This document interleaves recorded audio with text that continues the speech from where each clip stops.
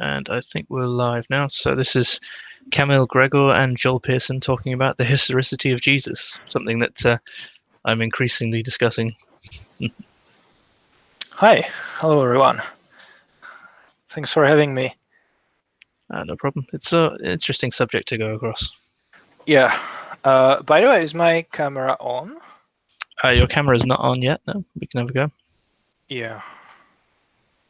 That would be great.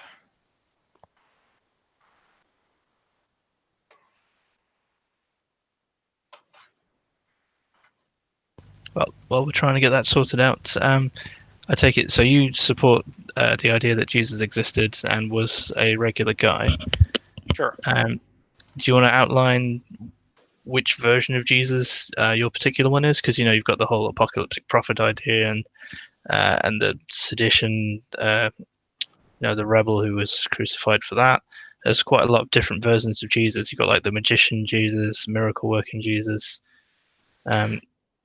Yeah, so I would be basically like a minimalist. So just going with how Carrier defines minimal historicity.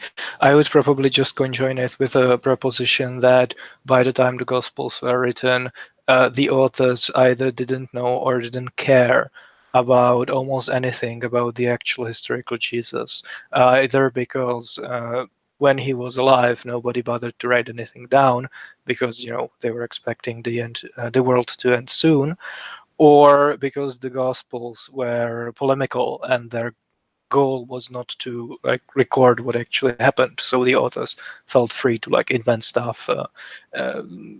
Based on their political and theological agendas and stuff like that, right? So I would just conjoin it with the carrier's minimal historicity. That would obviously lower the prior probability, but I think it's going to give me a lot of extra explanatory power. And which version of mythicism you are defending? I'm assuming carriers, right? Pretty much carriers, yeah. I mean, I don't know in great detail the construction Uh-huh. elements, but yeah, you don't really have to do much to see that even if there was a historical Jesus, there were still loads of mythical elements piled on afterwards. Yeah, So I I think, absolutely agree. yeah, a Yeah, lot of that doesn't really sit. It doesn't make a difference one way or the other on the historicity. Like you were saying with the yeah. Gospels, they could exist in either case. Yeah, So that absolutely. Well, I mean, I pretty much agree with Carrier with his evaluation of the evidence. I think, by and large, the evidence isn't really more probable on either hypothesis, right? By the way, I have the scriptures ready. I'm not sure if you can see it. I've not got your picture up yet. Okay. All right. We just have the physical copy of OHG, good old OHG. And what's your confidence level? So you don't think that Jesus was invented by the Romans or anything like that, which is great. So where would you put it? Like from between 0 to 100? I think there's about a 10% chance that Jesus existed and 90% chance that he didn't. The evidence is just so just screwed up through the centuries, and uh, so many things were destroyed that we don't really know. We also don't know how much of what we have is original because we don't know how much interpolation went on, how Sure. many forgeries we haven't been able to detect, because we've been able to figure out some of the forgeries and we know enough that forgery was the normal mode of Christian composition. We know that the vast majority of what we have is forgery. So trying to root out the actual genuine pieces is very difficult to do. Yeah, I think it's pretty much impossible. Like I wouldn't like I think this idea that you can use some kind of methodology, like historical methods, to sift through the material and identify some authentic either sayings or deeds and stuff like that. I think that's probably impossible, or the level of confidence that you can get on that is very low. So 90%, that's fine. Why isn't it higher? Well, like I said, just the state of the evidence. We've had so much Christian tampering that what we have No, I left mean, is why a isn't it fragment. higher? Why is it the case that you are at 90% and not at 95%? Oh, I see. Well, I just mean there isn't really a way you can make a strong decision one way or the other with what we've got. It's just it's trying to see a desert with one grain of sand is your only example. There's too much missing. Okay. So what would push you even higher? Like, what would you have to see to go from like 90% to 95 or 99? Interesting. If say you had some genuine writing of Paul's, Peter's, James's, anything like that, where we could trace it back somehow to being early enough, and it mentioned well, either didn't mention a historical Jesus, in which case we would have more of what Paul's giving us, which is sort of very careful middle line where you think, well, either someone's cut out a historical Jesus or someone's cut out mythical Jesus, but what we're left with is this bit in the middle. Um, uh, and if we had, say, an original untampered with document that looked like that, more of Paul, or that was leaning towards mythicism more explicitly, then that would work. I think it's very difficult to explain Paul if there was a historical Jesus. So your approach to that was that they just didn't bother to write anything down at the time. Well, I mean, that's one way how to explain it, right? I don't really think we will ever know. Yeah, it's, could be the case, right? Like if he was apocalyptic and people were just sitting around waiting for the end of the age, right? That's I think it seems reasonable because when Paul is writing, it's been already 20 years, right? Which is probably much longer than what people expected, and even by then he doesn't really engage, at least if you take out all the interpolation that seem to be apologetic about the end of the age not coming already. He doesn't seem to be like apologetic himself. The guidance he gives to his communities is basically still expecting that the world is going to end, right? Like he says, if you're not married, don't get married. If you get in trouble, don't go to court. If you're enslaved, stay a slave, because it's much more important to avoid sinning than like improving your position in life, because that life is going to end very soon, right? And it's already been 20 years. So yeah, I mean, that seems plausible, right? But I think we're not going to know.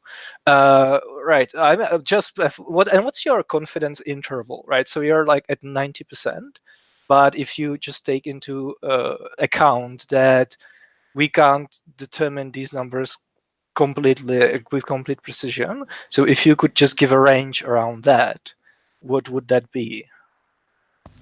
If you get what I'm What the asking. interval? Well, it's one of those things where I haven't sat down and worked out each individual piece.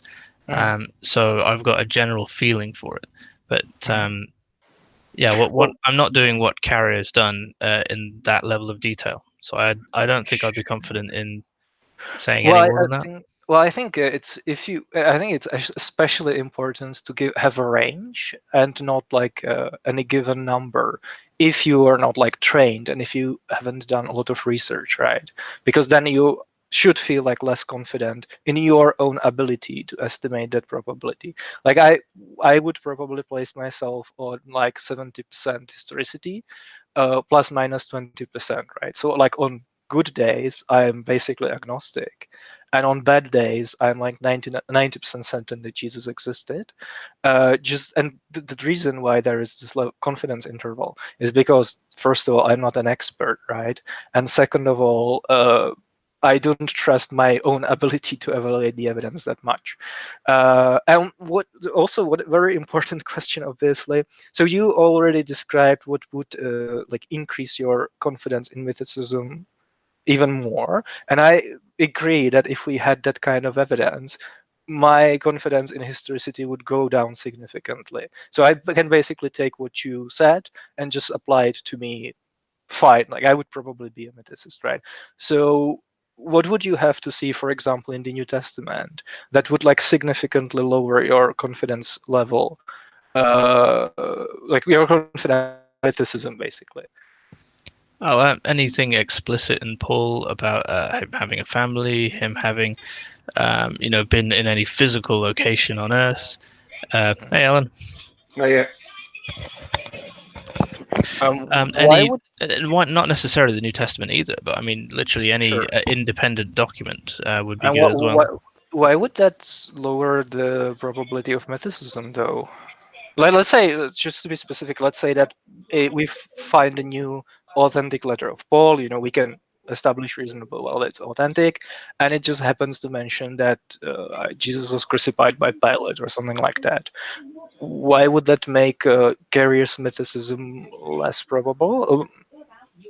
Well, that it removes the ambiguity of Paul. One of the main problem with Paul is What that it it could doesn't, fit though, either. because So you can always say that Paul just wasn't initiated into the cosmic truth, right?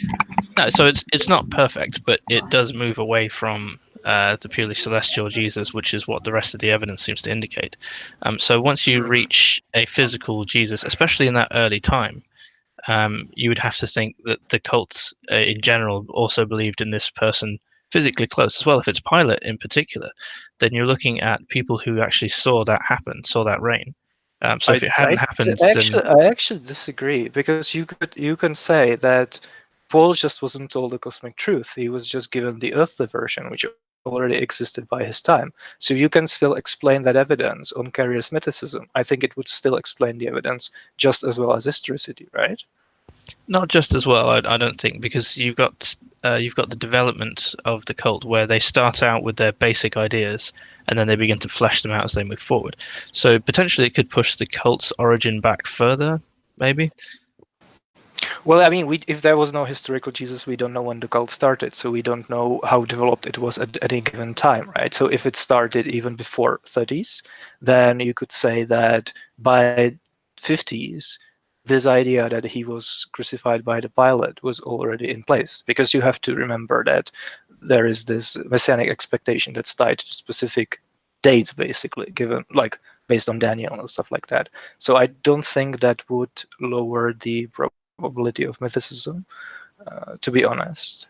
Because Well, the problem with Carrier's hypothesis is that the way that it's structured is it's almost unfalsifiable, right? Because if you if we had new evidence that was talking about the cosmic Jesus, then great. That would mean that like increases the probability of mythicism. And if we had new evidence talking about an earthly Jesus, it seems to me you can say that that person either wasn't initiated into the cosmic truth, or he was initiated, but his target audience wasn't. So he's not like not giving away the secret. So it's actually very difficult to lower the confidence of Carrier's hypothesis, and I think it's a problem. It's like a problem of over-determination. It's the same problem with, for example, psychoanalysis, where one of the hypotheses is that every man wants to have sex with his mother. It's just some men suppress it. So if a man tells you, yes, I want to have sex with my mother, then that confirms the hypothesis. And if he says no, that also confirms the hypothesis, because that's a part of the hypothesis, right? And I think Carrier's mythicism probably has like a similar kind of problem. well, this is why he goes into the timing of the development. So, the cargo cult 30-year gap and things like that. So, obviously, you can have rapid legendary development more quickly, but the faster you have to put that, then the lower the odds, because you have to give enough time for this legend to change. Alan, is it okay if you mute yourself? Your TV's coming through. Yeah, sure, no problem. Thanks. So yeah, we have this legendary development, yes, and it is possible. It's just less likely. So that's where the odds come in. So you can't say absolutely there couldn't possibly have been a historical Jesus because anything could have been made up. It's about how likely anything is on each hypothesis. So the earlier the historical Jesus reference is, the more likely it was to be an actual historical Jesus. Sure. Okay, that makes sense, I guess. Uh, I think one additional problem may be with this, because the reason why there is this concern is that the way how Carrier's hypothesis is formulated, it's got this feature of like a conspiracy theory. Like actually there is a conspiracy. He basically proposes that some members of the church on like top level of hierarchy basically conspired to keep the cosmic truth away from people in the lower level of initiation and outside the cult, right? Obviously, the problem with conspiracy theories as hypotheses is that it's very difficult to disprove them because every evidence against the conspiracy is interpreted as a part of that conspiracy, right? And so you have the evidence that Christianity is a mystery cult, right? That's how they operate. So there is supporting evidence. I'm not disputing that necessarily. I'm saying that on that hypothesis, it's very difficult to imagine evidence that would actually lower that probability, right? So, for example, Carrier says that at some point, Christianity stopped being like it's at some point this cosmic version of Christianity ceased to be believed, and Christians started honestly believing the earthly version, right? But I think it's basically impossible to imagine what kind of evidence we need to have in order to determine when that happened. We can't determine it with the evidence that we have, right? That's not an issue because we don't have enough writings. We do have the fall of Jerusalem. That's a pretty heavy blow. Yeah, sure, obviously, but the point is that it's very difficult to imagine what kind of additional evidence we would have in order to determine at what point Christians stop believing in the cosmic version. Like, for example, did Polycarp already honestly believe in a historical Jesus, or Ignatius or Papias or any of these guys? Like, what kind of writings we would have to see from them in order for us to say, yeah, this person already believes honestly in the historical Jesus, right? Because if, for example, Polycarp talks about the historical Jesus and he quotes the Gospels, does that mean that he already honestly believes in a historical Jesus? Or does it simply mean that either he wasn't initiated into the cosmic truth, or that he was initiated but his target audience wasn't? You can always ask this question, and that ambiguity is always there. So I think that's like a potential problem with how the hypothesis is constructed. It like fits almost all the evidence that you can imagine very well, even though it would fit almost all the evidence that you could imagine, even if it was in fact false, which is an explanatory bias, right? You're not supposed to construct hypotheses that way because otherwise you won't be able to discover that they are in fact false if they are false. I don't know what your thought is. So the way it works is evidence versus other evidence. So if you have evidence stacking up on one side, then obviously it becomes less and less likely. But there's always a chance of being overturned with opposite evidence because you should never reach 100% on a decent hypothesis. Yeah, my point is that that's how it works. But the problem is that it's very difficult to imagine what kind of evidence would stack against Carrier's hypothesis, because it seems to me that his hypothesis can explain almost any additional pieces of data, right? Like, for example, how would you determine that Polycarp no longer, like that by Polycarp's time, so around 100, Christians no longer believe in the cosmic truth, right? We obviously cannot determine that with the evidence that we have. The question is, like, what kind of additional evidence would warrant that conclusion? Yeah, and we also don't know for sure whether they were genuine. We also have issues with dating them, issues with who wrote them, and that kind of thing as well. So it's very difficult without finding out what's dependent on what else, which is why we generally go back to Paul, Mark, the earliest sources we've got. Yeah, that's the problem with the evidence that we have, right? But let's imagine that we discovered like additional letters of Polycarp, writings of Polycarp, and we were actually able to determine that they are authentic and not corrupted somehow, right? Hypothetically. What would have to be in them for you to conclude that Polycarp is no longer believing in the cosmic version of Jesus and that he's already believing honestly in the historical Jesus? Would Polycarp be independent at that point? Isn't he too from late? From the Gospels? No.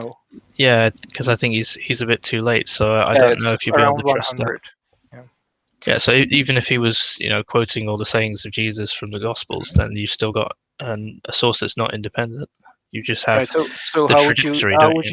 So how would you determine if at that point he's already honestly believing in a historical Jesus and he doesn't believe in the cosmic Jesus and just giving the earthly version? I think he wouldn't be a Christian if he only believed in the earthly one. And how do you know that? Well, because they all believe that Jesus is God. No, I mean right. So let's say that we discover a new writing of Polycarp, and let's say we are able to determine that it's authentic and it wasn't corrupted. And in that version, Polycarp is quoting from the Gospels. He's quoting Jesus, walking around on earth, doing stuff, right? Like earthly stuff from the Gospels. Uh, how would you determine, based on this additional piece of evidence, that Polycarp is no longer believing in the cosmic version, that by Polycarp's time, Christians, including him, no longer believe in the cosmic version of Jesus, and they are already believing in the earthly version of Jesus, in Jesus that actually existed on earth? My argument is that because the way the carrier's hypothesis is constructed, there isn't any evidence such that if it existed, it would allow us to make that determination. And that's an explanatory vice. Because it basically, the hypothesis is too good. It explains all kinds of almost all kinds of evidence, even if it's false. Do you get what I'm saying? It's like Marxism. Like, Well, if you're going to bring up non-independent sources, then of course they're not going to be very effective. in what? In terms of what? Well, if you wanted to bring up a source to change things, you'd need to bring up one that wasn't solely dependent on the Gospels. So, say he was going against some heretics and pointing out that they still believed in the mythical Jesus or something like that. That would be evidence in favour of mysticism. But then you could have him citing sources earlier on. So, secondary sources. Say he went before the Gospels and had some other sources that mentioned a historical Jesus. Obviously, you're not going to get 100% certainty out of that, but you could tilt it in the direction of a historical Jesus if you've got him saying, I've got this person who was born in the 20s and when he was little met Jesus and that kind of thing, before his crucifixion. Right. So let's say that we discover a new writing of Polycarp, and he is basically refuting a sect of Christians who believes in the cosmic version, right? So based on that, would you conclude that Polycarp already honestly believes in the historical Jesus and not cosmic Jesus? Well, yeah, if he's citing from the Gospels, then that's what you get. Unless he's treating them as allegory, then that's a debate for theology, I suppose. And why would you conclude that? Because you can say that he's defending like an earthly version of Jesus, but he's actually still believing in the cosmic truth, right? That's the point. Like the carrier's hypothesis has this component of conspiracy in it. So it's extremely difficult to come up with evidence that would show that it's false. I think this is an explanatory. Well, so where's the conspiracy after that point? Because you've got someone who's not an original witness.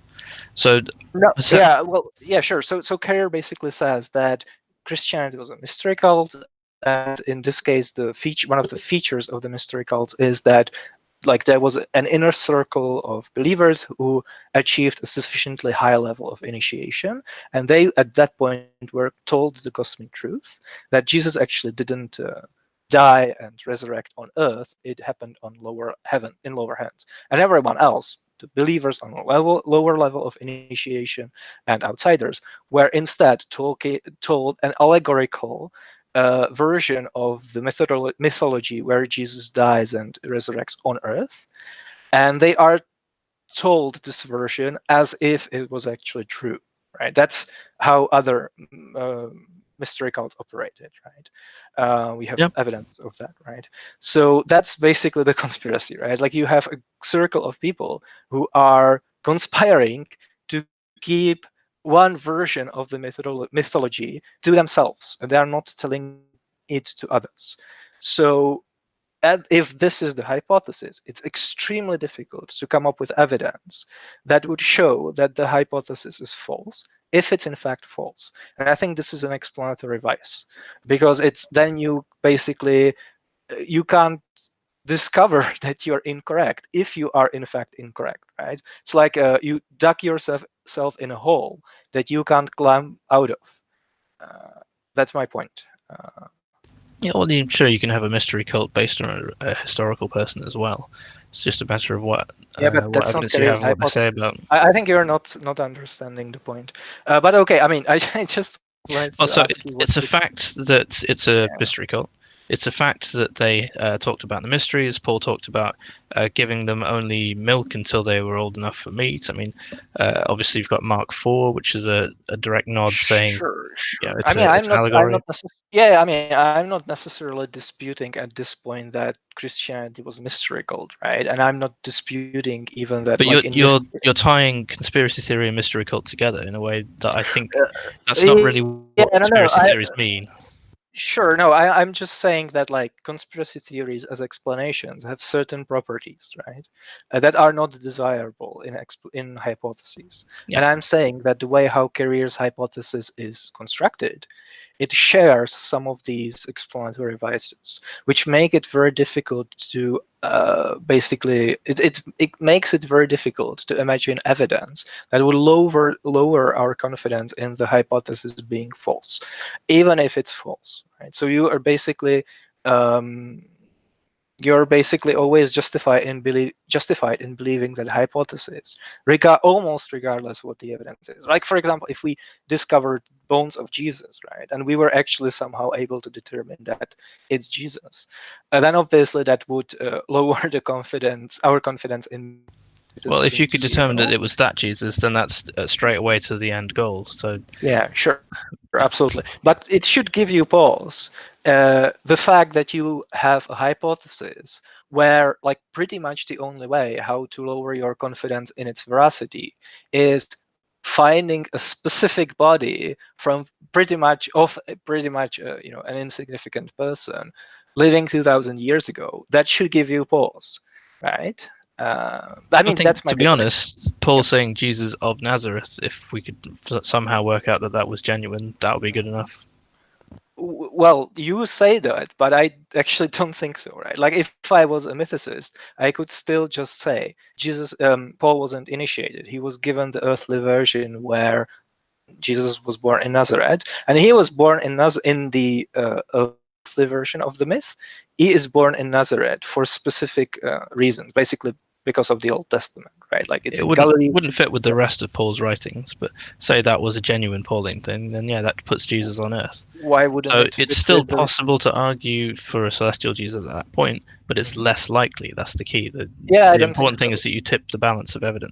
I don't think so. Basically, the likelihood ratio would still be 1, because that piece of evidence, so Paul saying Jesus of Nazareth, would be equally explained equally well by both hypotheses, by historicity and by Carrier's version of mythicism. It wouldn't Wouldn't fit Carrier's version of mythicism as well. it? Would. Sure, because you have to remember it in Carrier's version of mythicism, that there are 5 elements. One element is that Christianity was a mystery cult, and the other element was that there were these 2 versions of the mythology. One was cosmic and one was earthly. And some people were told the cosmic truth, and everyone else was only told the earthly truth. So you can explain Paul mentioning some detail about Jesus's life by saying that he was not told the cosmic truth. It's perfectly consistent with Carrier's Except he hypothesis. was an apostle and a very successful one at that. So he would Well, I be mean, the inner Paul would circle. be the last person the Jerusalem pillars would tell the cosmic truth, because he was basically uh, like destroying their religion by saying that you don't have to follow the Torah, right? So he became Christian for some reason, and then he went on to for 3 years, at least that's what he says, to Arabia, basically like ruining the authentic Christianity, which of course by the time was Torah observant. And then when he finally gets around to, after 3 years, to go meet the pillars in Jerusalem, what they are going to think, like they're probably going to think, yeah, this is the last person we are going to tell what's actually going on, right? So actually, it would make perfect sense for Paul not to be initiated into cosmic truth. Well, you need to support it with evidence. So you can explain it away, but you still need to be able to supply evidence to support that position. So we have the rate at which legendary development tends to happen. So you would have to push the timeline back, or you'd have to admit it's less likely. Sure. So you would say that, like, invoking that, like making the claim that Paul wasn't initiated, would be like an ad hoc addition to the hypothesis, like an excuse, basically, that lowers that it like gives us extra explanatory power that allows us to explain that piece of evidence. For example, Paul mentioning Jesus of Nazareth, but we would have to factor it in like prior probability because it's ad hoc. Basically, we're like making excuses to explain evidence away. Yeah, that's why minimal would work. You need something that explains all the forms of mythicism. So you need sure. more Okay, general explanation. let's actually flesh this out. Can I share my screen? Sure. I mean, your camera's not working at the moment. Okay, I'm not sure why. Screen 1, screen 2, that's it. Can you see it? Yeah, I can see that. Okay, cool. So, sure. So, what do I want to do? So let's say that we discover a new letter of Paul, and it says Jesus of Nazareth, right? Jesus of Nazareth. And in order to explain that, we are invoking like a new proposition, and that proposition is that Paul was not initiated into the cult, right? So he wasn't called the cosmic truth. He was just called the earthly version, and in the earthly version, basically, Jesus was told to come from Nazareth because of the Old Testament prophecies, basically. And this additional like new proposition can be either true or false, right? So let's just call it initiated and not initiated. And if the proposition is true, then the probability of that proposition being true, of that additional pieces of evidence of Jesus of Nazareth on historicity, is about the same as on mythicism, right? So this proposition. I disagree that it's the same in both cases. No, sorry. It's only the same if the proposition is actually true. Like if it's the case that Paul was not initiated into the cosmic truth, then you cannot explain that new piece of evidence on both hypotheses equally well, right? That's the explanatory power. I'm not talking about the prior probability. I'm talking about explanatory power. But if it's false, if it's not true that Paul was initiated into the cosmic truth, then this new additional piece of evidence makes historicity much more probable, right? So this is what you're saying, basically. So we have this dilemma, this dilemma. So either this new proposition, this is maybe confusing. So the proposition is Paul was not initiated, right? So if this is true, then we can explain this new piece of evidence equally well on both hypotheses, right? Well, so the idea of Paul not being initiated is already unlikely because of all the other evidence. Well, sure. I mean, it's got some probability of being true. I'm not talking about it now. I'm just talking about the explanatory power, additional explanatory power that it provides. It provides an extra explanatory power that allows us to explain away an additional piece of evidence that came around, right? Like this is what ad hoc propositions are good for. Yeah, so your probability doesn't change at all because you're reducing it in one area to increase it in another. So yeah, this is what I'm talking about, right? So I'm just going through it one step at a time. So the first step is just showing that if you actually make that ad hoc assertion, it's giving you extra explanatory power. So if it's true, so this is T, it's true, then it's equally likely this new additional piece of evidence, Jn, is equally likely on both hypotheses. And if it's false, historicity is much more probable, right? The explanatory power is much higher, right?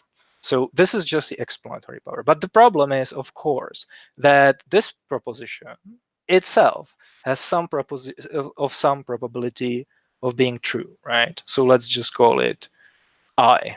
The probability of Paul not being initiated, right? And it's got some probability. We just don't know what that probability is, right? It's not 1 because it's not certain that Paul was not initiated, right? It's somewhere between 1 and 0.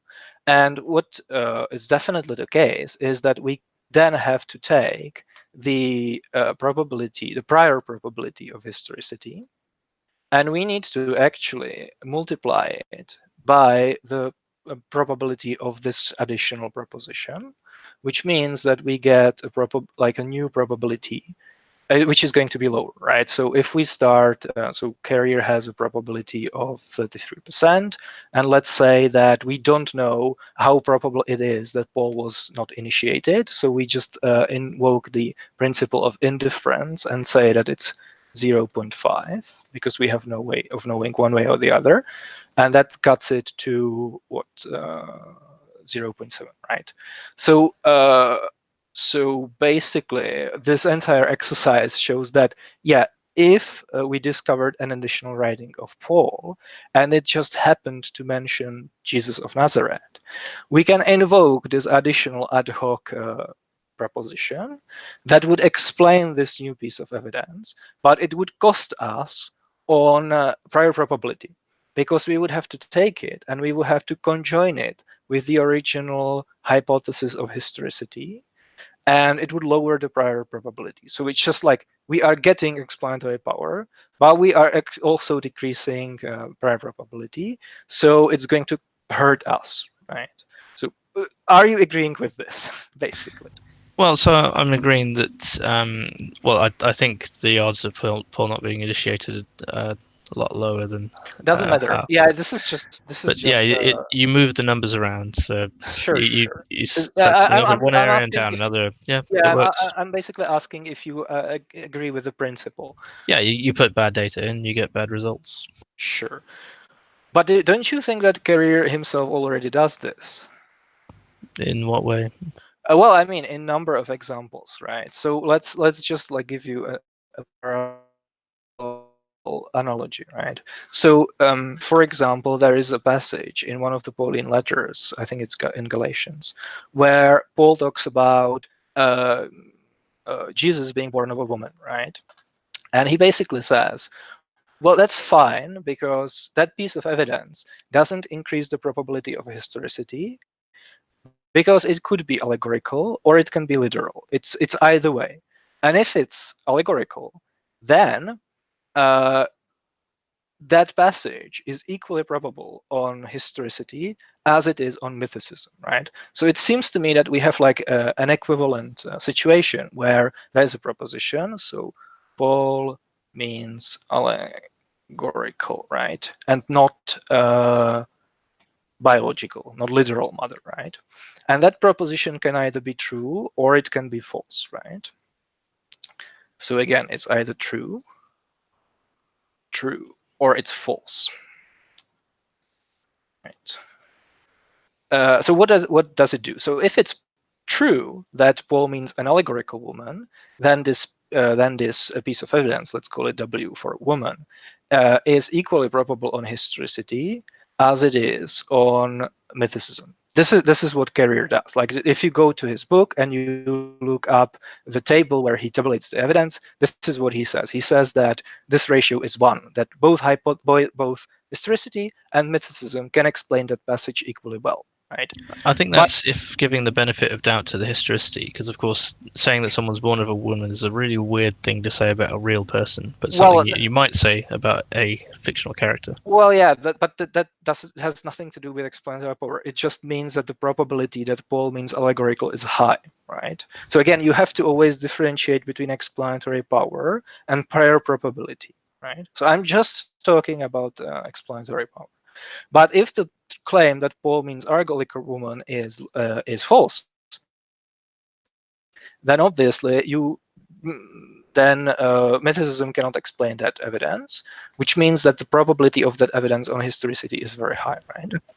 If somehow you knew that he meant like he named Mary or something, that would be pretty good.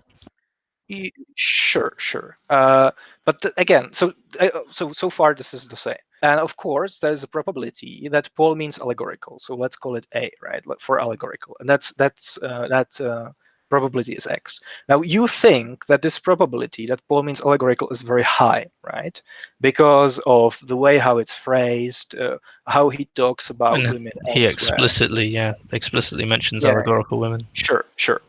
But the problem is that if we are going to use this additional proposition to get us this extra explanatory power to explain that piece of evidence on mythicism, what we should do is exactly what we did here and go back to prior probability, take the prior probability of mythicism, and multiply it by the prior probability of this additional claim. Right? So we should do something like that. Well, wouldn't you need to discard the evidence supporting allegorical? Sorry? So wouldn't you have to discard the evidence supporting an allegorical reading of it then? So you're only looking at the assumption of him being allegorical and the two options there, but then you'd have to leave out the evidence supporting an allegorical reading, such as explicit allegorical woman. Sure. So the evidence comes into this estimation, right? So you need to come up with the number for x. And if you think there is this great evidence that it really means allegorical, it doesn't mean biological, then that x is going to be very high, right? But it's not one. It's not certain. It's not like logically necessary that Paul means allegorical and not biological. Like it wouldn't be a contradiction, logical contradiction, for example. Yeah. So let's just get like extremely high probability, right? And I don't know what that probability is, but it's low. Let me just fire up a calculator and we can calculate it real quick. 0.67 times 0.9, right? So, oh fuck, 67. Why is it not working? Times 0.9 is 0.6. Yeah, 0.6. Right. So we all basically agreed earlier on that this is a problem, but it seems to me that Carrier actually does this problem. So he starts basically by declaring his hypothesis, which is relatively simple. It has 5 elements, so 5 components. It's a conjunction of 5 propositions, and he determines the prior probability, which is 0.67. But then, when he goes through the pieces of evidence, he invokes additional propositions, and the function of these propositions is to give him additional explanatory power to explain certain pieces of evidence so that they are at least equally likely on mythicism as they are on historicity, in some cases even higher. But the problem is that he doesn't then go back to prior probability and update it. So he's basically smuggling propositions without declaring them. And it's actually interesting because Carrier has a blog post called Bayesian Counter-Apologetics, where one of the sections talks specifically about it. I think he calls it making excuses. He basically says that it very often happens that you have a hypothesis and then you come across a piece of evidence that the hypothesis cannot explain. And what you do is you like make up an excuse basically, which if that excuse was true, your hypothesis could explain the piece of evidence. But which is fine, you can do it, but you have to take a probability of that excuse being true and factor it into your estimation of prior probability, right? But Carrier doesn't actually do that in the book. Well, so Paul not being initiated is an ad hoc explanation, but Paul meaning allegorical is part of the foundational mythicist thesis. So that's not new. Well, no, it's not part of the hypothesis, right? It is. Paul's Jesus is allegorical is the foundational part of mythicism. No, it's not. That's not in Carrier's hypothesis. His hypothesis has 5 elements. I can tell you what they are.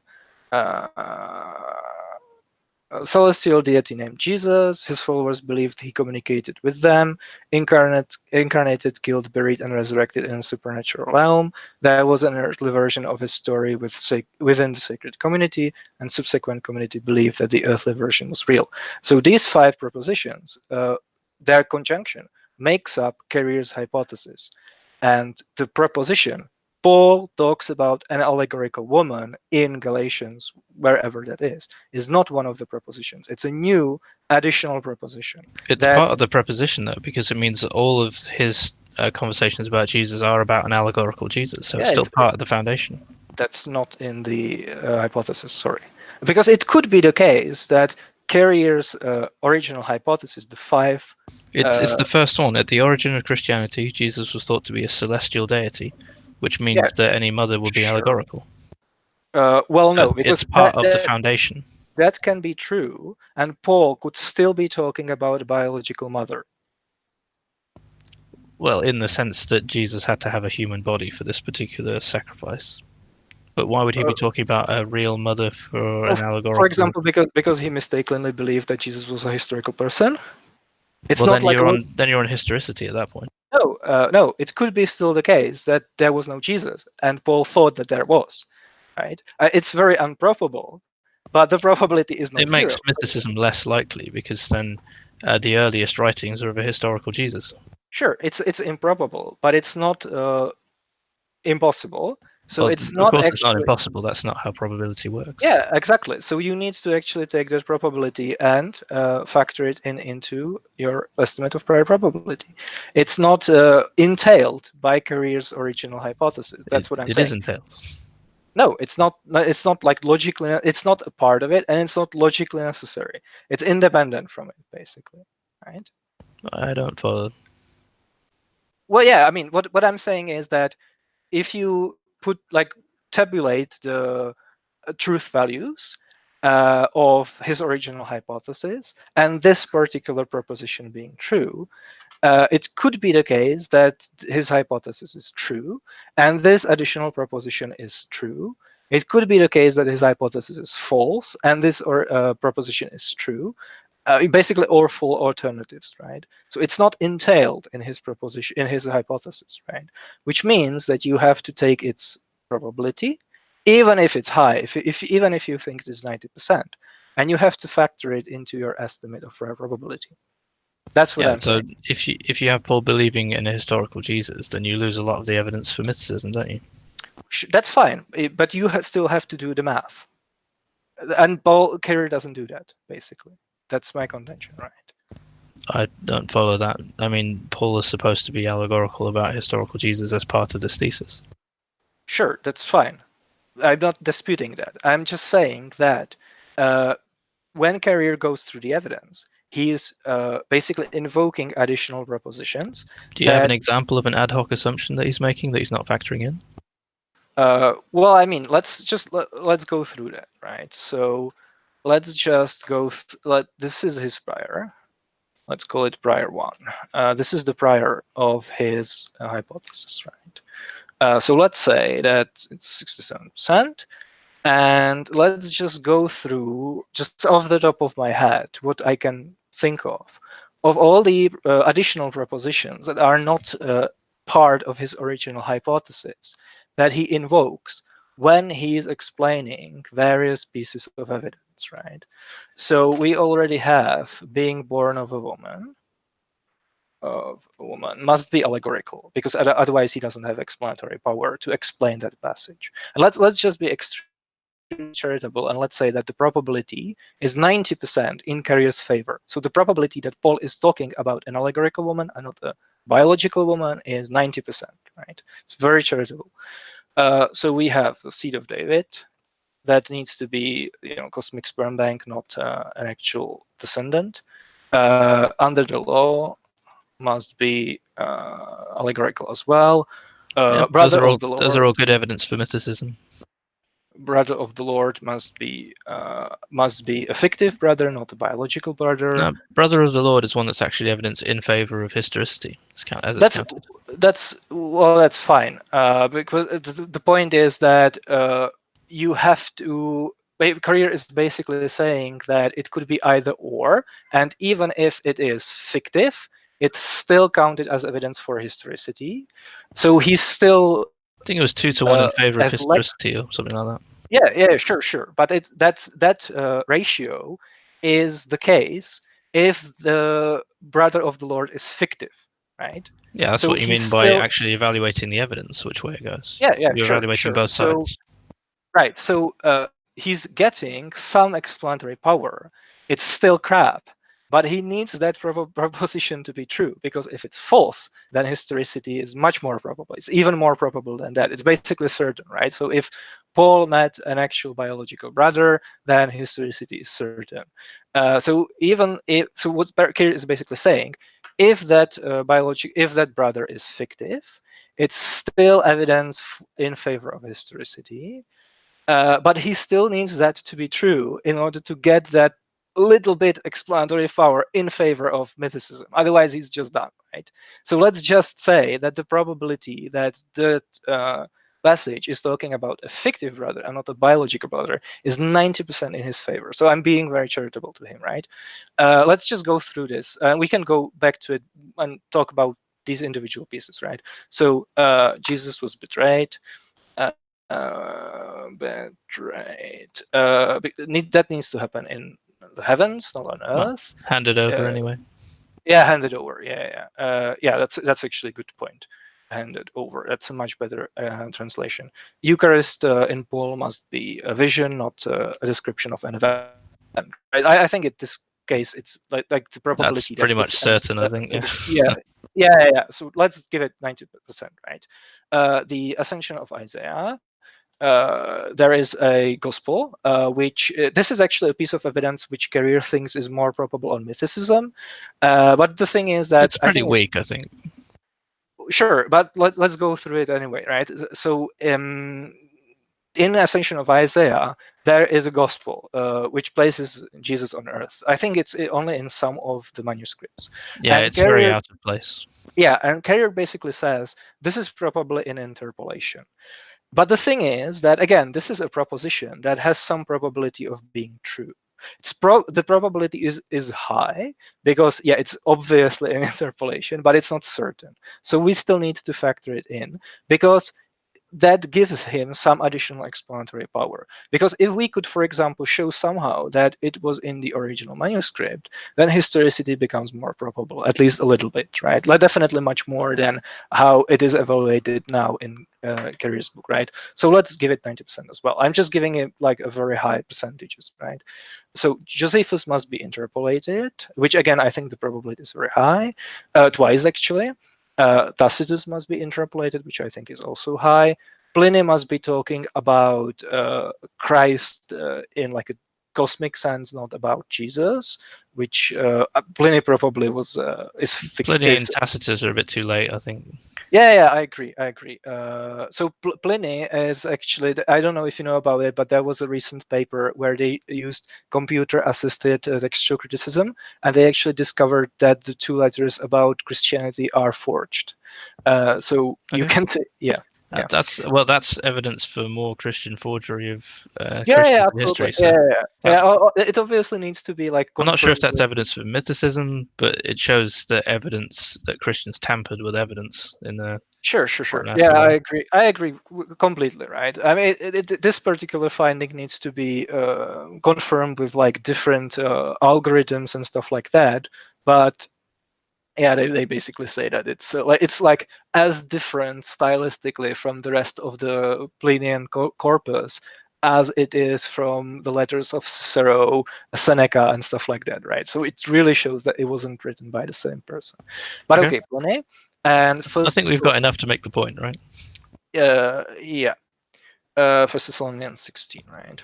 So Pauline interpolation, yeah. Yeah. So let's just calculate the new prior by just multiplying it, right? That's an interesting way to do it. I would have just done sum and then dragged it up. Yeah, I'm. Or so sorry, not sum. Yeah. So 18%, right? And if we go to, so 18%, less than 20%. So if you do the opposite next to it and you put in the 0.33 and then 0.1, 0.1, 0.1.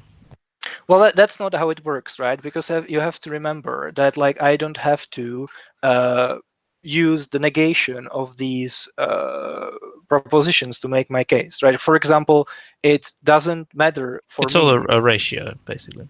Well, yeah, it doesn't like if Paul means allegorical, that doesn't decrease the probability of historicity, right? So it doesn't matter to me. Like, there are additional propositions that I would make in order to gain explanatory power for a historicity. That's definitely true. Oh, no, so And if it's equiprobable, then it doesn't affect historicity. But if you're putting 90% in, you're saying it's more likely on mythicism than it is on historicity. No, this doesn't mean that it's more likely on mythicism. It just means that the probability of it being true is very high, right? It could be false. So if it's false, that's the 10%, then it just increases the probability of historicity. So if it's, for example, true that Paul is talking about a biological woman, where we think the probability of that is only 10%, then the probability of historicity goes up, obviously. Right. So all of these 90% are 90% in favor of historicity, sorry, in favor of mythicism, right? So we are basically being as charitable to Carrier as possible. Of course, you know, I could just put in my own prior. Yeah, the way Bayes is working is that when you have 90% for one side, there's only 10% for the other side. So if you put 0.33 and then 0.1 all the way down, then you get the other odds. Well, sure, but that's not how it works here, right? You're basically conjoining the additional propositions with your original hypothesis, and you're seeing how the prior probability is changed. Like, I don't need, for example, a Paul to say that Paul is talking about a biological woman to increase the explanatory power of historicity. I just don't need that proposition. Yeah, then it's just 0.5, not either way. No, it's not 0.5. It's you just don't conjoin it, right? It's not like it. Can you hear me? Are you there? Yeah, I can hear you. Yeah. Something's going on. Oh, okay. Yeah. So that's So basically, I would have to invoke some. So I give you an example, right? So Jesus has a very convenient name, right? So it means Yahweh saves or something like that, right?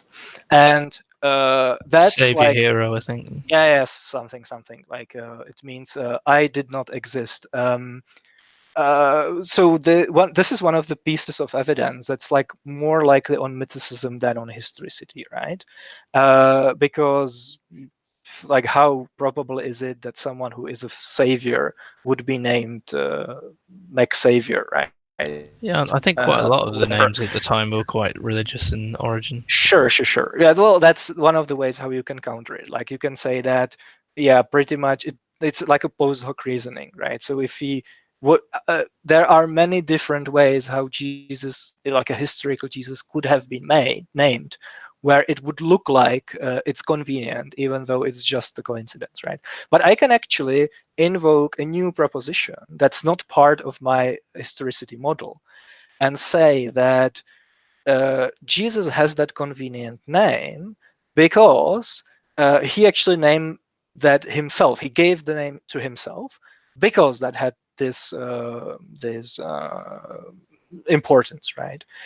And obviously, we have this situation again, right? So I'm invoking a new proposition, which gives me extra explanatory power. I can now explain this piece of evidence, Jesus having a convenient name, as well on historicity as it is explained on mythicism. Because on mythicism, he has a convenient name because he's an invented character. On historicity, he has a convenient name because he named himself. Because that's the proposition that I've just invoked. It's my excuse. It's my ad hoc claim, which is not a part of my hypothesis. But the problem is that in order to do that, in order to earn that extra explanatory power, I need to sacrifice some of my prior probability. I need to pay that cost on the prior probability, which again, here, there would be some X. There would be some probability that Jesus named himself conveniently, right?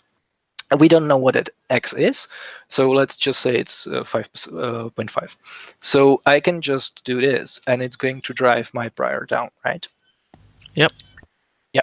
So there's going to be like a different lists of propositions that both sides are going to invoke in order to earn that extra explanatory power. And my whole point is that if you can do that. That's perfectly fine. This is what historians do all the time when they are explaining the evidence. The problem is that you can always go back and update your prior in order to see where it is. And the Carrier doesn't do that. So that's like a flaw in his application of Bayesian reasoning. And there are two objections that you can draw from this. The first objection against Carrier is like a weaker one. It just says that because he doesn't apply the Bayesian reasoning correctly, because he doesn't do this exercise, you should not be convinced of mythicism because of his book. Right? It could be the case that mythicism is true. It's just the book is basically invalid, right? Because he misapplies the method. That's the weaker objection. And the stronger objection is that if we actually did all this work, if we like went back and redone basically the historicity of Jesus, the way how Carrier should have done it originally, we would discover that there is an asymmetry in this process in favor of historicity, and that basically there would be a much longer list for mythicism than there is for historicity. Of course, I don't know this because I didn't do the work that Carriers should have done. But I'm thinking this is the case because on historicity, you can just explain a lot of the evidence naturally from your original hypothesis, because a lot of the evidence is just going to be explained by Jesus actually existing, right? While on mythicism, you have to like finely tune your hypothesis to fit the data. You basically have to gerrymander the hypothesis around the data. I While find on the opposite with it, where mythicism explains quite a lot because you can have many different Jesuses, but for a historical Jesus, you have to keep changing it into different kinds of Jesuses to make it fit all the evidence. well, you can just be a minimalist, right? You don't have to do that. That's I definitely agree that. That's just not explaining it at all. Then Well, sure it is. We can just go over some examples, right? But I agree that the downside of various models of historical Jesus is that they usually explain a subset of the data very well. Like, for example, if you think that Jesus was a cynic, there are going to be specific data points that you can explain like quite nicely, probably better than on some alternative views. But most of the data are not going to be explaining at all, or it's going to be actually less likely on that specific model of historical Jesus, right? well, how is this any different than evaluating each piece of evidence on each theory in that way? Where you say this piece of evidence is more likely in this scenario, but the scenario itself is less likely, and you just factor that in when you evaluate that piece of evidence. Well, because that's not how Bayesian reasoning works. That's just like a false, like it's just like invalid methodology, right? Yeah. It's So when just you're like saying it's 2-1 on Brother of the Jesus being a historical Jesus, you're making the assumption on the historical Jesus that he had a brother. Mhm. So you're factoring that into that calculation already. No, because well, I mean, it seems Otherwise, to me. every single calculation, every weighing of every piece of evidence, then cascades off into another set of numbers. Yeah, I If you mean, have to list every assumption every time. sure. So it seems to me that Carrier maybe does it on some pieces of evidence this way, Well, but that's why in you most, start with the minimal side, and then sure. the minimal historicity contains all possible historical Jesuses. It's Yeah, just but factoring all of them together. sure. But on like in most cases, he says that these individual pieces of evidence are equally likely on both hypotheses. But the problem is that he can only get that equal explanatory power by invoking additional propositions, and those propositions have some probability of being true.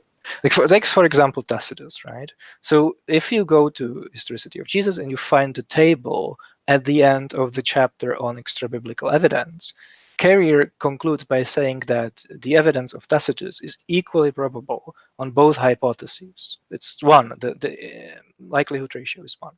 But the problem is that that calculation is only based on the assumption that Tacitus is interpolated, which is independent from his hypothesis. It's not entailed by it, because it could be It that. doesn't have to be interpolated though. It just means that Tacitus isn't independent, and we can't confirm that it's independent.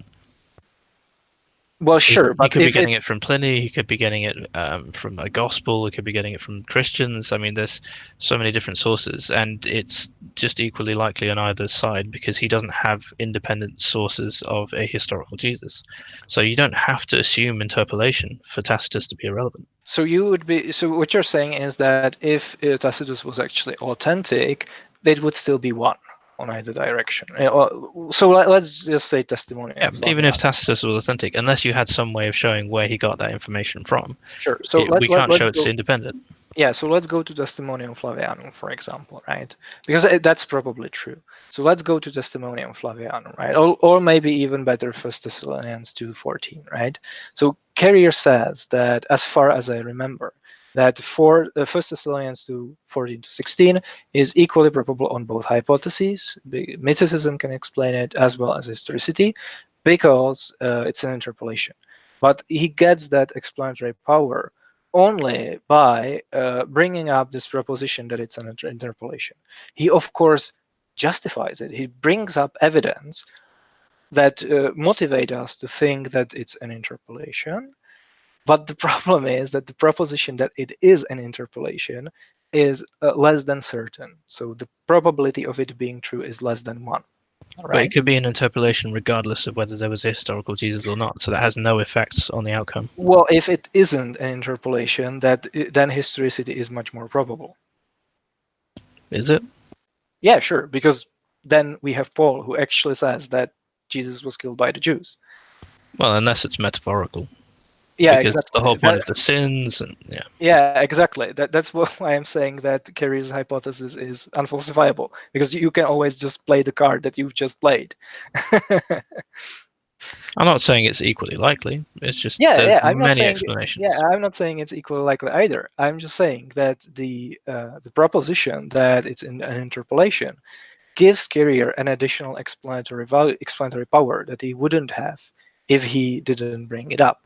That's the reason why it's in the book, right? Like he Yeah, so if you doesn't. wanted to argue that it was genuine, then you'd be on the side without supporting evidence, and you would be in a Yeah, less likely sure, camp. sure, absolutely, I agree with that. But my whole point is that the proposition, I can grant you that the probability that it's an interpolation is very high. The only point that I'm making is that that probability is less than 1. And you have to put it somewhere in the Bayesian calculation, and he doesn't put it anywhere. Yeah, you end up 50-50. Sorry?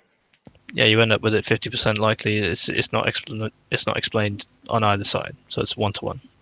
Well, it's the passage is explained equally well on both on mythicism and in historicity, if Yeah, and so only there's no if. difference. But that's true if and only if it's an interpolation. If it's not an interpolation, that it's not 50-50, it's not 1-to-1, right? That's my whole point. So he needs to assert this additional proposition about 1 Thessalonians 2:14 to 16 being an interpolation, which is not a part of his original hypothesis, in order to get that extra explanatory power. And he doesn't go back to update his prior. That's my only point. Well, that's what the evidence shows, so why would you need to change that? Because the probability is less than 1. Even if it's 90%, you still have to go back and update the prior. Right? I think Because if you did that for everything, you'd chase every rabbit hole. There's so many different things that this touches on. That's what you're supposed to do. Yeah, so what you're supposed to do is use the established facts that we have and work with those, because otherwise you'd never end the project. Well, there isn't that many things that you need to take into consideration. Like now, you're basically just saying that you're basically acknowledging that the Carrier didn't do the job correctly. You're just saying that if he did, it would be too much work, or. Well, say you spent, there was one piece of evidence there, and then you decide that you don't trust the work of the person on it, and then you spend 5 years doing a research project into one piece of evidence. It Well, I never mean, ends. no. He just needs. That's fine. Like you don't need to like spend any additional time on that. It would be perfectly fine for him to say, okay, I think based on the research that I've done, that the probability that 1 Thessalonians 2:14 to 16 is an interpolation is 90%. I think it's almost certain. But because I'm a good Bayesian statistician or good Bayesian epistemologist, I need to go back and update my prior probability by that factor, because Oh yeah, I am now. I remember mentioning obviously there are negligible probabilities all over the place. So anything below a certain threshold isn't worth considering. Sure. And does he actually say that this is the case? Yeah, he mentions it earlier. Like for obviously the all the off the wall hypotheses. That's why I went down for just two well, different minimal well, historicity and minimal yeah, myths. but again, are you talking about something completely different now? You're talking I'm talking about about like the odds of Jesus being an alien. yeah, it's not worth. that's completely unrelated. Yeah. So if there's a negligible probability, then it's not worth factoring in. Yeah, but he doesn't actually say what the probability is, right? I don't remember specifically the interpolation question. Yeah. Well, I mean, he doesn't do it for any of these additional propositions that he's bringing up. That's the point. He's smuggling in additional propositions without declaring them, right? So you can excuse it by saying, yeah, all of these other things that he's bringing up to get himself that explanatory power are just so probable he doesn't have to bother with that. But I mean, it's like he doesn't address it at all. If it would be okay if he said, yeah, I mean, this isn't entailed by my hypothesis, that's fine, but there's some evidence for thinking that it's true, and I think the probability of that being true is so high that I don't have to go back and update my prior. But I mean, he doesn't do that, right? And with some of these things, it's definitely less than 90%, to be honest. So yeah, that's one of my objections to Career. But I mean, we just went on a tangent that lasted for an hour and a half. So do you have any questions for me? Sorry about that. I hope sure. this was useful. Yeah, it's always worth investigating further. That's why he shows his own work, so that he says, well, people can challenge this and put your own numbers in and come up with your own conclusions. Well, that's just saying that you should do his work for him, right? Like, I'm not going to challenge it. I'm just not going to be convinced by his work. It would be really great if there was a solid scholarly defense of mythicism, but there unfortunately isn't any. What you mean of historicity? No, of mythicism. There unfortunately there's isn't no any. defense of historicity.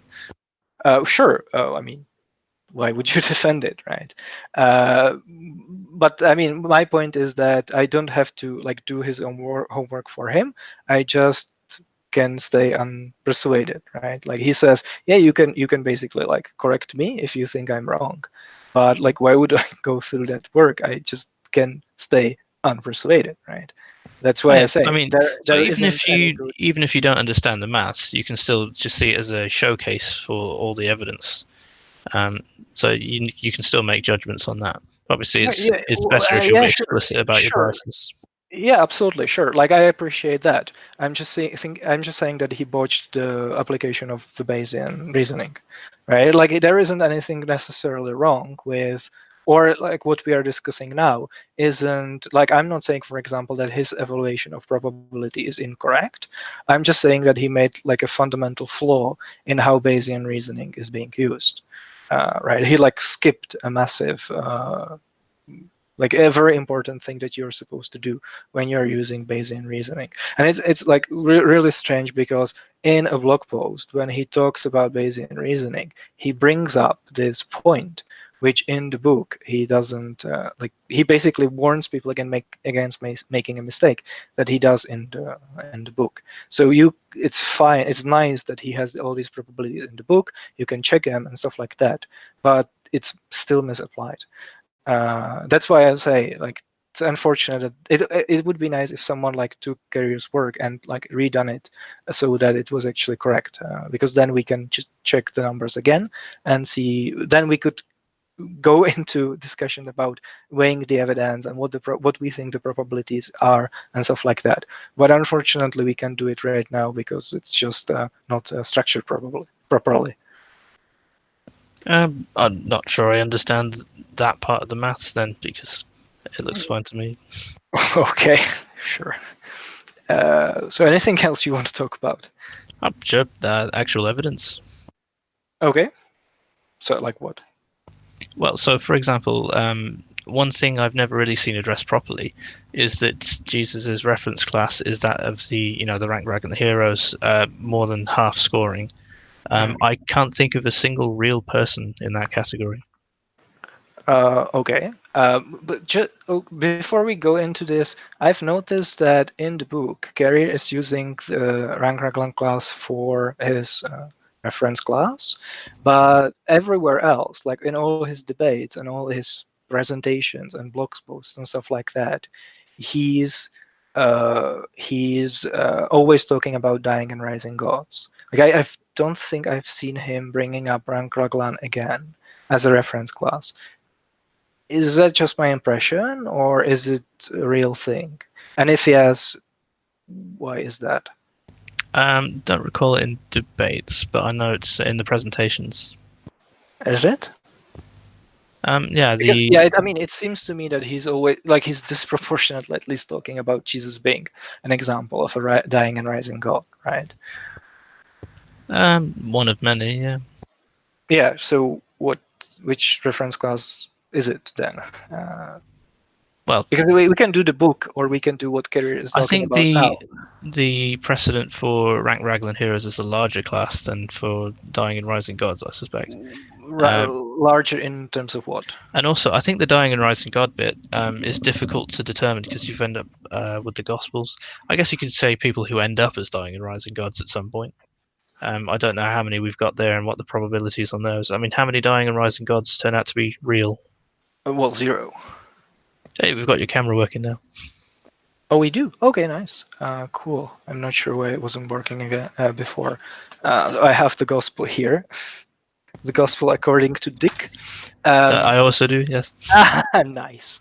Okay, so yeah, so I mean, which one do you want to do? Rank Raglan class or Dying and Rising Gods? We can do both. But Sure. in the rank Raglan hero type, what odds do you think come out of that? Because I mean, so he gives benefit of the doubt to Moses and various other patriarchs, Sure. and comes out at 1 in 3, I think. But I think the reality is even lower than that, because I can't think of any historical people in that higher score more than half. That's an argument for ignorance, isn't it? No, it's statistics. So if you take as many people as you can and shove them into this decider, and you go, okay, anyone who scores more than half, such as Jesus, and you take that pool of people, that's your reference class, then yeah, sure. So I mean, my issue with this is that in the section on prior probability and in the elements where he introduces this class, he has these 14 examples, right? Jesus being 15th, and he makes the assertion that nobody who actually existed scores more than half of the points. And he doesn't basically provide any justification for that assertion. He basically just says that, and then gives 14 examples that happen to fit his hypothesis, right? yeah. And So I think, I'm asking, do you have a counterexample? well, I am saying that he hasn't met his burden of justification, right? Because it's not my job to prove him wrong. He's supposed to justify his claims. Again, I'm not going to do his homework for him. Imagine that. Let's just make an analogy, right? So let's say that there just were an elections, and the results are not in yet. And I make a claim that I think the Democrats won. And you ask me, what's your justification? And I tell you, well, I know of 14 friends who voted Democrat, and I can't think of anyone who voted Republican. Now, you can, of course, say, well, I know many people from my circle of friends who voted Republican. So you can rebut it, or yeah, you can basically challenge that. That's fine. But the point is that my original justification of only showing 14 examples that happen to fit what I think is not a sufficient justification, right? So Yeah, it's not actually. Carrier's approach would be more like taking the poll and using that. And has he ever done that? Oh, I mean, that's what you've got. You've got 14 random rank Raglan heroes. Yeah, I mean, I would be much I would be much more confident that his assertion is actually true. You could put more in there if you want, but I suspect that's only going to make historicity less and less likely. What he's doing is bending over backwards in favor of historicity. Sure, but you have to actually do the work, right? You can't just say that. Because I I mean, would you be can add as many as you like, and as far as I can see, the odds get lower and lower and lower with each well, I one. mean, well, yeah, sure, but again, I'm not going to do his work for him, right? I would be much more confident in his assertion that there are no examples, or that the set is like. Well, it doesn't have to be no Disproportionate. examples. The point is to Yeah, establish a probability by taking a that's random what sample. I was just about to say, right? I would be much more confident in his assertion that the people in the class are like disproportionately fictional. If he, for example, said, okay, I have this sample of people from literature, both fictional and historical. I scored them on the 22 attributes, and I discovered that the proportion of fictional people is this percentage, right? Like if he actually did that kind of research, Well, then I would no matter say, how many people he took, you could still accuse him of picking certain ones. well, that you would have to be transparent, right? Like you would have to disclose how you collected you would basically, because if you think about my allegory, like how do we actually establish who won the elections unless we have the official results? We can do a survey, and there are actually some procedures about doing a survey well. There are some procedures for drawing a random sample. There are procedures for estimating the confidence intervals and stuff like that. There are procedures about like interviewing people in a way that doesn't skew the results. In this case, it would be allegorical to how you actually determine that a person fits the criteria or not and stuff like that, right? So if a carrier did this kind of research, or someone else, and he found out that, yeah, it's just happens to be the case that people who fit the class are overwhelmingly fictional, and this is the data behind it, then I would have no problem with that.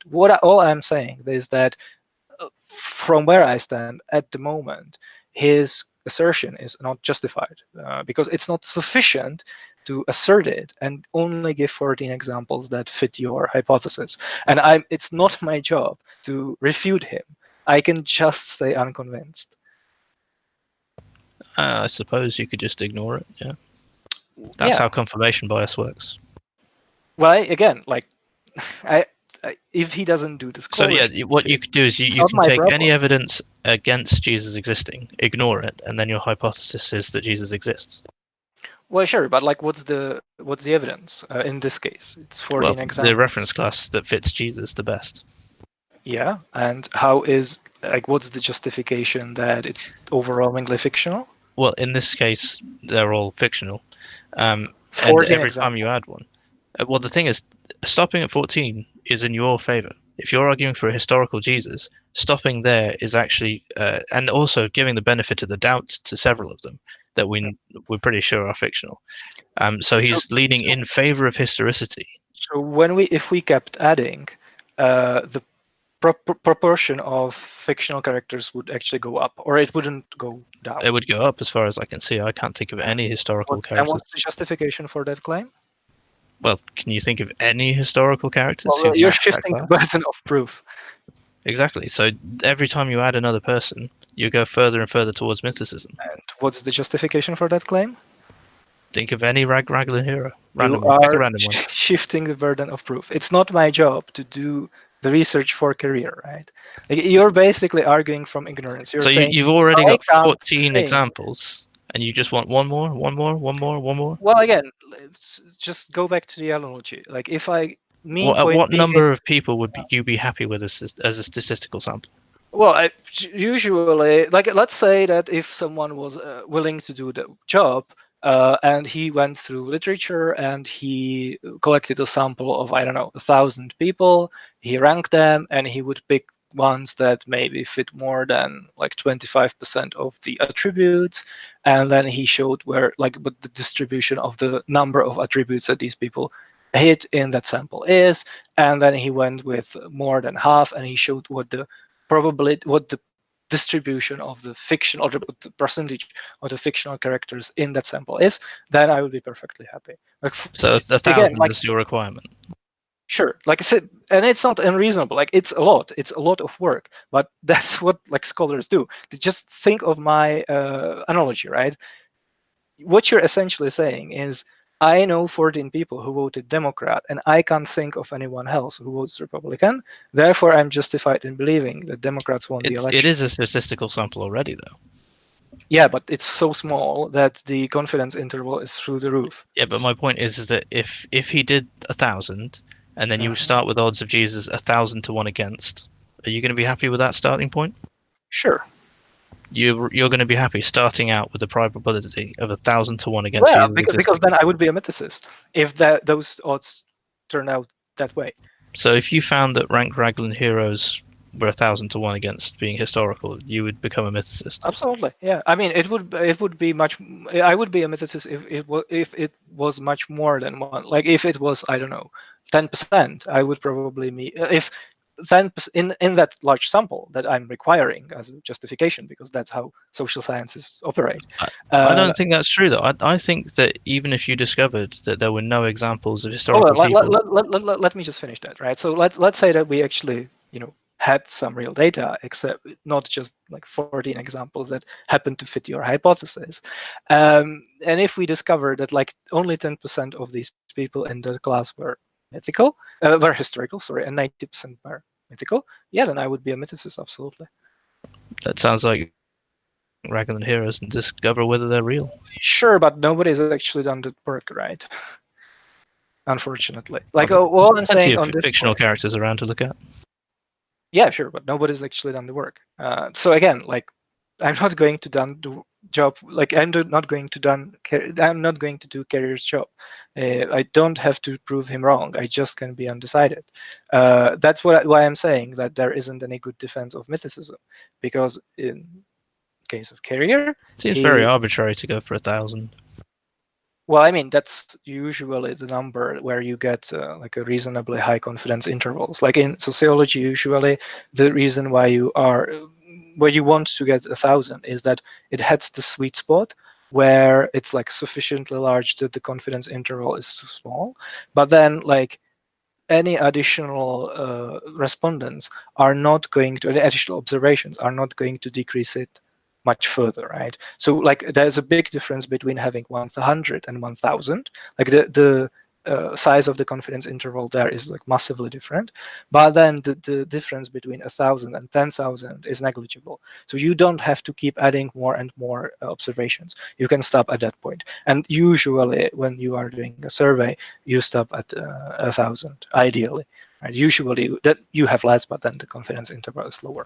But that's fine. I mean, I think that in terms of people who are alive now, but obviously when you're dealing with historical sources, especially if you're trying to stick around that era, then it gets a bit tricky. Why would you stick around that era, though? I suppose you're getting more accurate to the period if you're sticking to 1,000 years around when Jesus existed. So I mean, I suppose you could go modern day. How many? There comes the point when you've got people being influenced by Jesus as a character, perhaps. So how many rank Raglan heroes lived 1,000 years around Jesus? I don't know, but they seem to be mostly historical. That's where he's sorry. So let's go 500 BC to 500 CE. So could you give me a rank Raglan hero that's lived? Let's set like where the story is set in that period of time. When was Moses set? 1200 BCE. Really? Mm-hmm. Yeah, it's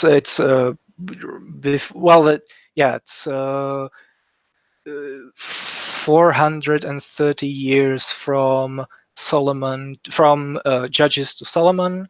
Then I don't know, 40 years wandering in the desert, 400 years in Egypt. No, we don't count that. So if Solomon is 8 or 900, it would be somewhere around 12 to 1300 years BC. This is obviously like it's difficult to pinpoint because it contradicts the actual history of the Bronze Age, right?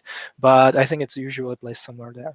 But let's just go like 1,000 years in either direction. So 1,000 BCE and 1,000 CE. So how many rank Raglan heroes live in that period of time? Have you got the list in front of you? Oedipus, Moses, Theseus, Perseus, Zeus, Bellerophon, Jason, Pelops, Asclepius, Dionysius, Romulus, Hercules, Osiris. I think you can have a hard time dating some of those legends. No, not really. You can actually date even Greek mythology with like comparable precision, because you have the date of the Trojan War, and you can so obviously everyone that's before the Trojan War is thrown out, like Perseus, for example.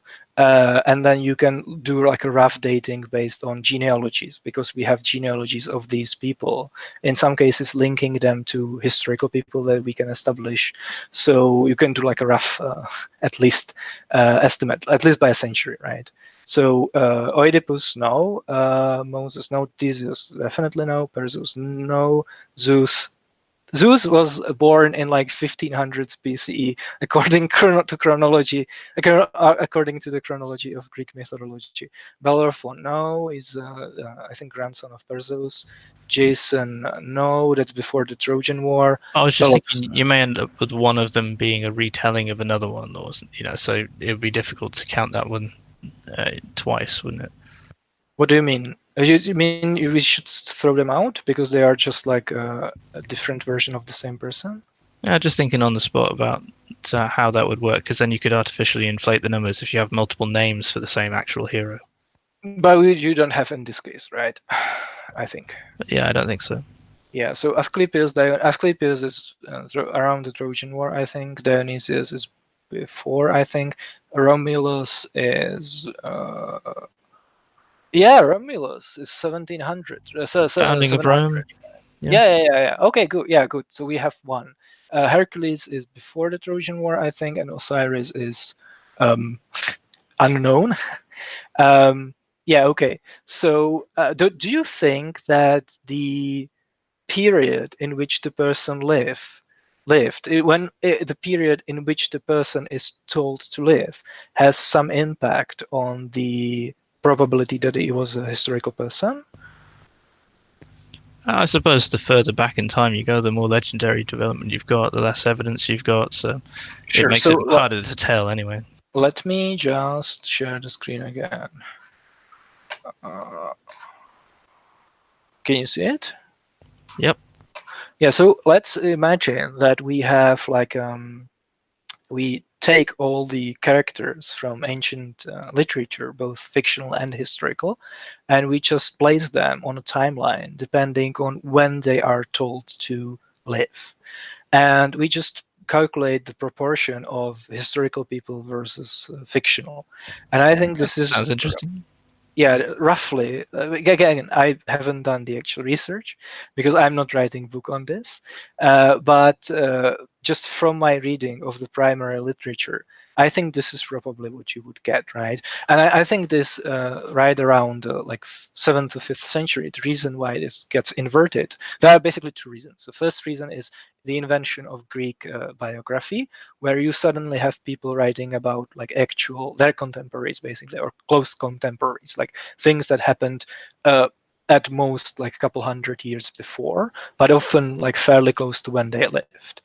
That's one reason. And the second reason is that even in later, after 5th century, people writing fiction were mostly writing fiction about characters that lived in the distant, like mythical past, right? So in the 1st century, most authors who wrote fiction, like Virgil, like Seneca, or Cariton, like he wrote Kalirhoe, the novel, which actually takes place during the Persian Empire.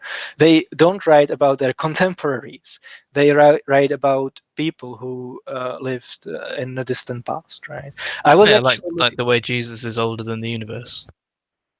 but he's also a 1st century Jew, right? Like living in Judea, right? It depends which Jesus. Yeah. Yeah, well, I mean, in under mythicism, you still have the earthly version, so he would still be a fictional character who is depicted as living in the 1st century Palestine. And I'm just saying that, like, can you think of? It's like the way Zeus was depicted as a king, I think. Yeah, but he wasn't depicted as a king in the 1st century Greece, right? That's my point. Zeus was actually depicted as living on Earth, on Mount Olympus. He was just depicted as living there around the Trojan War, right? Like there isn't a biography of Zeus who places him on Earth just like 40 years before the biography was written. Just always places him in the distant mythical past. And I think that's the case with all of these rank, Raglan class and Dying and Rising God characters. So can you think of one other example of a person that didn't exist that is depicted as living in the 1st century, apart from Jesus and people from the New Testament? Let's just say, for the sake of argument, that they are fictional as well. Not off the top of my head. Who else is in the 1st century?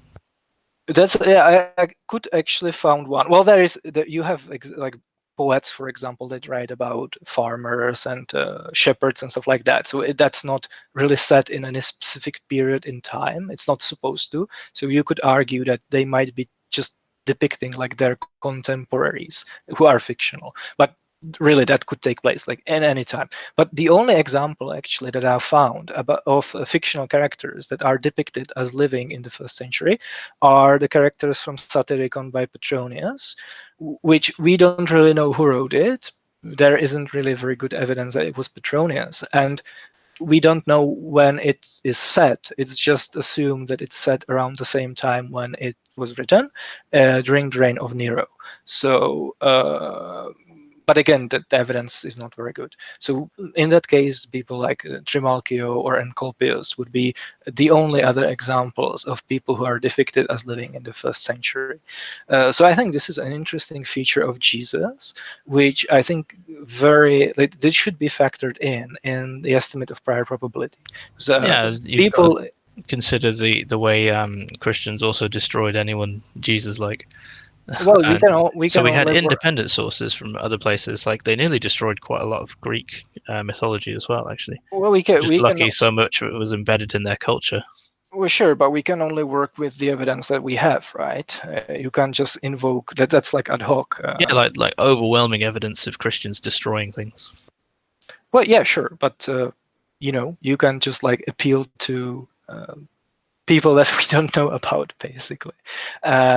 So yeah, I mean, this needs to be factored in, and I think that's a problem which isn't again really addressed by Carrier, because I actually have this. Well, we also have like modern examples as well, like the whole John Frum thing.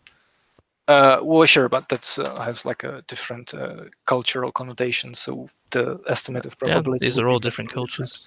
Yeah, so I have this, right? So this is basically two possible reference classes that you can place Jesus in. The problem is that depending on where you place him, you have a vastly different prior probability of him existing, right? So in this case, I just put in Dying and Rising Gods, but basically it works for rank Raglan class because all of the people in 1st century class. Jewish religious leaders, that would be Peter or Paul rather than Jesus. Oh yeah, that's actually a good point. So we can put them in as well. Yeah, so Peter existed, Paul existed, right? Yeah, because Jesus wasn't the religious leader. Jesus was like the dead mascot in the sky, really.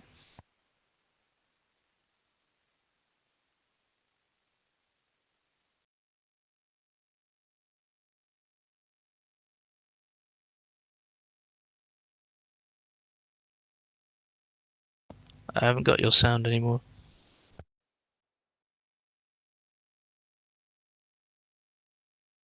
Are you still there?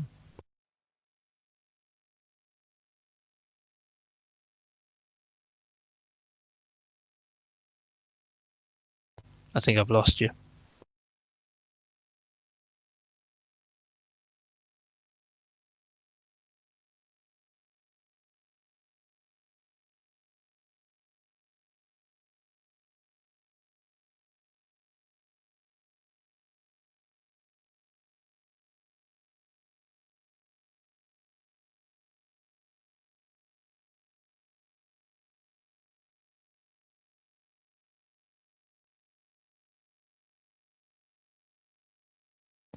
Well, that's not good. I've lost your sound and you don't seem to be moving, so I think you may have crashed out.